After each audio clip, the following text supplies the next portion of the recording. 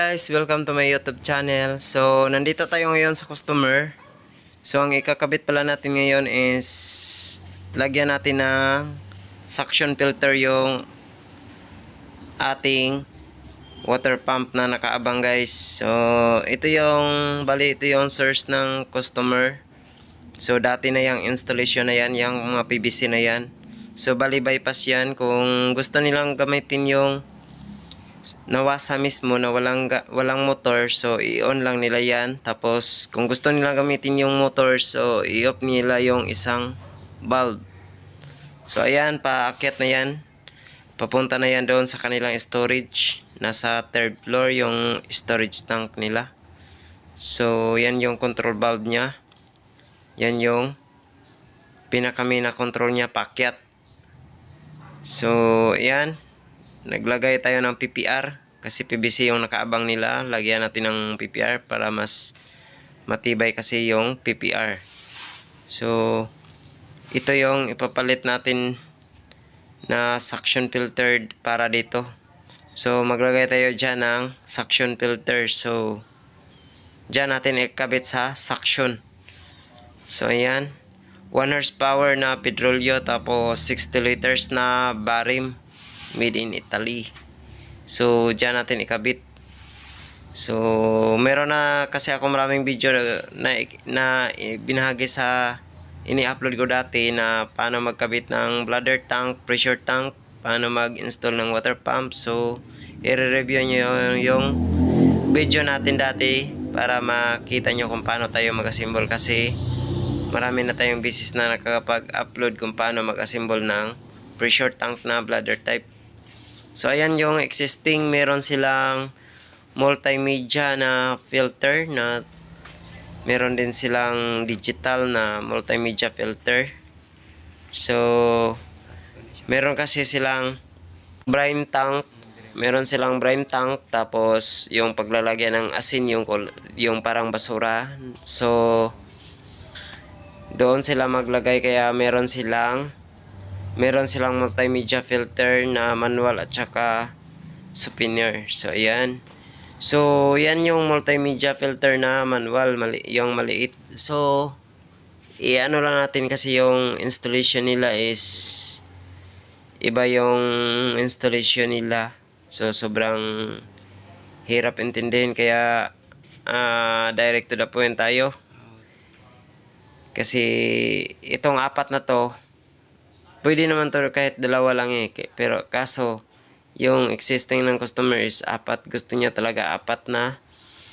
Ang inilagay dyan, guys, yung mga maliliit na yan, yung 20 inches na filter na yan is sediment filter at carbon filter. So kapag mahina yung pressure na ilalabas ng pump, so sobrang hina na talaga pagdating dyan, kasi meron pa siyang maraming process. So meron siyang maraming elbow. So ayan yung ating souvenir. So dyan maglagay ng asin. So ayan yung customer, yung ano ng ating customer. So yan yung installation niya dati. So ngayon yung i-install natin is suction filter. So hindi ko na pinakita yung iba na ginagawa ko doon, kasi yan, kita nyo walang pressure.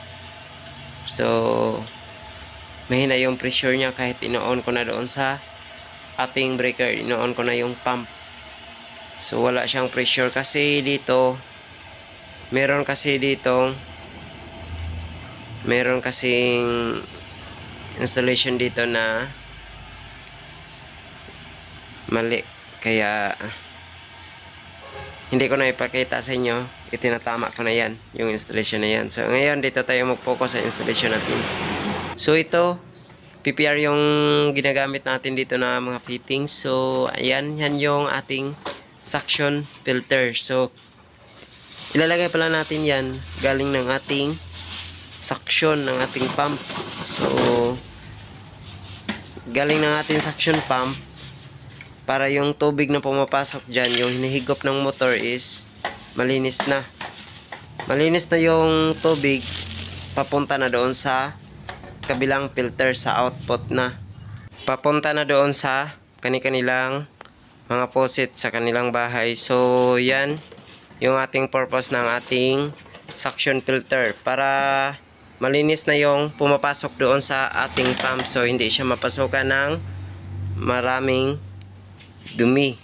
So ayan, dyan natin siya ikakabit dyan sa before siya papasok doon sa ating swing valve. So bago siya pumapasok doon sa swing valve papunta sa ating motor, dyan natin muna ikabit yung ating suction filter. So ayan, so ngayon i-fusion na natin. Fusion machine yung gamit natin kasi PPR to. So hinangin na lang natin yung ating PPR. So meron tayo, naglagay tayo ng mil adapter na 1 inch, dalawa, para maikabit natin yan. Tapos i-readjust na lang natin mamaya kasi meron silang existing, tapos yung existing nila is 3/4 na pipe. So syempre tayo na lang yung mag-adjust, i-readjust na lang natin. Maglagay lang tayo ng coupling reducer na 1 inch by 3/4. So ayan, so ipapasok lang natin yan. So ang naka dito sa ating PPR, kung PPR yung gagamitin natin na pipe at saka yung mga fittings, so mabilis lang siya ikabit, madali lang siya ikabit. So hihinangin mo lang, tapos yun, paglagay mo automatic seconds lang, okay na siya, tumigas na, at saka pwede na natin yan install. Tapos pwede na natin yan gagamitin ang ating suction filter, yung ating pump pwede na natin i-operate. So yun yung napaka kagandahan ng ating kung PPR yung gagamitin natin. So ayan, nailagay na natin yan lahat. So yan yung ginagamit natin. So kailangan na natin yan. Dyan is Teflon, saka fusion machine at saka yung pipe cutter. So ayan, dyan natin siya kakabit sa ating suction. So ayan, yan yung kanyang forma guys. Yan yung sa suction natin. So ayan, bago siya sa check valve, doon natin ikinabit yung ating